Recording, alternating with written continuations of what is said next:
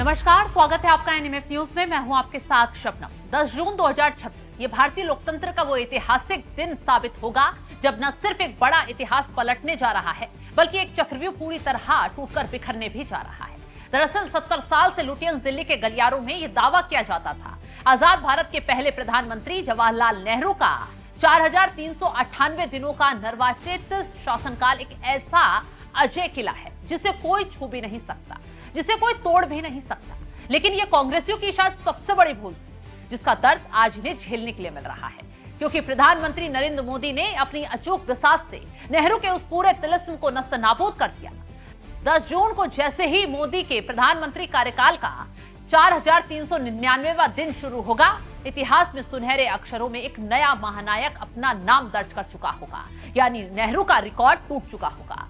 लेकिन यह खबर सिर्फ कुर्सी या दिनों की गिनती की नहीं है, ये खबर उस राजनीतिक सर्जिकल स्ट्राइक की है जिसने उस पूरे आशियाने को मलबे में तब्दील कर दिया, जिसे देश के बंटवारे के वक्त से बहुत सोच समझकर बुना गया था। यानी कांग्रेस की तुष्टीकरण की राजनीति के किले को मोदी ने बहुत सटीक तरीके से चूर चूर कर दिखाया।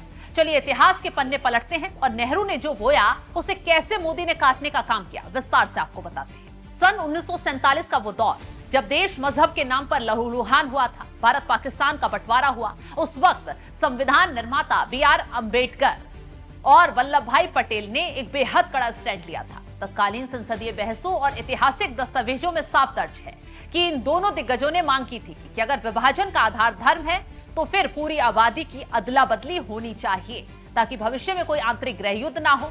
और तमाम मीडिया रिपोर्ट्स और किताबों में ये बातें भी लिखी गई। लेकिन जवाहरलाल नेहरू ने इस दूरदर्शी सोच को पूरी तरीके से दरकिनार कर दिया और यहीं से खेल शुरू हो गया। यहीं से उस किले की पहली ईंट रखी गई जिसने तुष्टीकरण को देश की नियति बनाकर रख दिया। और ट्विस्ट तब आता है जब साल 1949 में महात्मा गांधी की हत्या के बाद देश के बहुसंख्यक समाज में तत्कालीन नेहरू सरकार के खिलाफ भारी आक्रोश और नाराजगी फैल गई थी, यानी हिंदू भड़क उठे। लेकिन कहा जाता है कि सरकार की लोकप्रियता ध्वस्त होती जा रही थी। इस भयंकर राजनीतिक अलोकप्रियता और जनता के गुस्से से खुद को सुरक्षित रखने के लिए नेहरू ने एक ऐसा दांव खेला जिसने भारतीय राजनीति को हमेशा हमेशा के लिए एक चक्रव्यूह में कैद कर रख दिया। 8 अप्रैल 1950 को दिल्ली में एक बेहद संवेदनशील समझौते पर हस्ताक्षर हुए जिसे दुनिया नेहरू लियाकत पैक्ट यानी दिल्ली माइनॉरिटीज पैक्ट के नाम से जानती। इस संधि के कागजों पर तो बड़े बड़े दावे किए गए थे। पाकिस्तान में हिंदुओं की संपत्ति और महिलाओं की रक्षा होगी, जबरन धन परिवर्तन अमान्य होगा। लेकिन देखिए, पाकिस्तान ने इस अंतर्राष्ट्रीय संधि की एक भी शर्त नहीं मानी। वहां हिंदुओं पर अत्याचार जारी रहे, धर्मांतरण का खेल चलता रहा। लेकिन भारत में इस पैक्ट ने नेहरू को मुस्लिम वोट बैंक को हमेशा हमेशा अपने पाले में करने का एक कानूनी और अंतर्राष्ट्रीय बहाना दे। इतिहासकार साफ मानते हैं कि अगर 1950 का ये नेहरू लियाकत पैक्ट ना हुआ होता तो बहुसंख्यक समाज की भयंकर नाराजगी के कारण जवाहरलाल नेहरू 1951 से 52 का देश का पहला आम चुनाव कभी नहीं जीत पाते। इस एक समझौते ने नेहरू को वो राजनीतिक ढाल दे दी जिससे उन्होंने एक ऐसा वोट बैंक तैयार किया जिसका सीधा गणित था विशेष वर्ग यानी मुस्लिमों का वोट लो और दिल्ली के तख्त पर राज करो। दशकों तक कांग्रेस इसी बेशाखी के सारे चलती रही, जहां जाते मुस्लिमों के नाम पर खेल कर आते और बाद में क्षेत्रीय दलों ने भी इसी फॉर्मूले को चुराकर अपनी अपनी जागीर खड़ी कर ली। चाहे वो सपा हो, बसपा हो, TMC हो या फिर RJD हो, सबने मुस्लिम तुष्टीकरण की राजनीति की और सबका हाल अब क्या हो रहा है आप देख ही रहे हैं। ममता हार गई, लालू उनके बेटे सत्ता से हाथ धो बैठे, कांग्रेस का हाल बेहाल हो गया, अखिलेश भी कहीं के नहीं रहे और तुष्टीकरण की राजनीति की पूरी दीवार ढह गई। अब बात है असली ट्विस्ट की। साल 2014 राजनीति के रंगमंच पर नरेंद्र मोदी के कदम पड़ते ही नेहरू के उस अभेद किले की दीवारें चटकने लगी। मोदी ने सत्ता संभालते ही उस वोट बैंक के पॉलिटिकल वीटो पर सीधा प्रहार किया जिसके दम पर पार्टियां देश को ब्लैकमेल करती।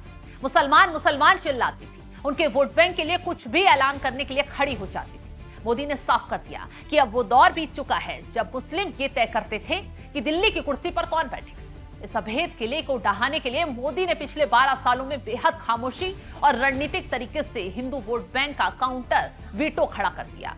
ये जातियों में बटे हुए बहुसंख्यक समाज का एक ऐसा वैचारिक पुनर्जागरण था जिसने पूरे विपक्ष के होश ही उड़ा कर, बल्कि पूरा विपक्ष खत्म ही होता नजर आ रहा है। इसका सबसे बड़ा और जीवित ट्रेलर हमने उन राज्यों में देखा जिन्हें तुष्टीकरण का सबसे बड़ा गढ़ माना जाता था। असम जहां लगभग 40% मुस्लिम आबादी है, पश्चिम बंगाल जहां 30% से अधिक मुस्लिम मतदाता हैं, इन दोनों राज्यों के हाल चुनावी संग्राम इस बात के गवाह हैं कि कैसे सेकुलरिज्म के नाम पर चलने वाली दुकानें बंद हो गई, तुष्टीकरण की राजनीति ध्वस्त हो गई, क्योंकि हिंदुओं का बटा वोट बैंक एकजुट होकर बीजेपी के पाले में गया और मुस्लिम वोट से विपक्ष को कुछ हासिल ही नहीं हो पाया।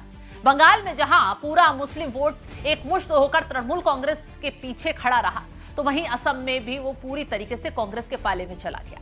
लेकिन विपक्ष के इस ध्रुवीकरण के बहुसंख्यक समाज के भीतर एक ऐसा काउंटर पोलराइजेशन पैदा कर दिया कि दशकों का फैला हुआ सेकुलर ताना बाना एक झटके में सिकुड़ गया।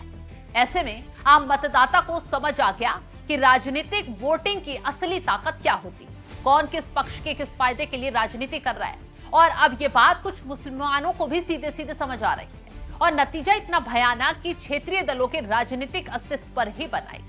असम में कांग्रेस के जो विधायक जीते उसमें से लगभग 18 विधायक एक ही वर्ग यानी मुसलमान थे, जिसने कांग्रेस को असम में पूरी तरह मुस्लिमों की पार्टी ही बनाकर रख दिया।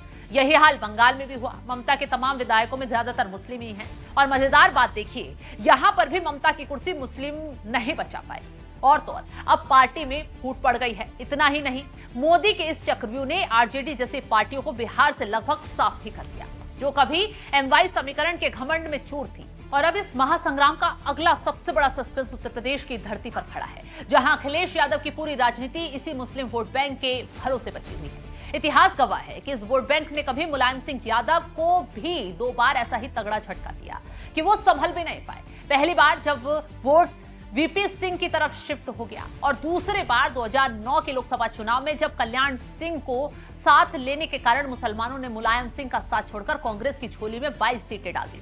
ये वही दौर था जब कुर्सी के लालच में निहत्थे कार सेवकों पर गोली चल पाई गई थी। लेकिन आज जब साल 2026 चल रहा है, तब हवा का रुख पूरी तरह से बदल चुका है। नरेंद्र मोदी ने अब साबित कर दिया कि ये 1950 का कमजोर भारत नहीं है और ना ही ये 2004 या 2009 का भ्रमित भारत है। ये राष्ट्रवाद के मार्ग पर चल पड़ा न्यू इंडिया है।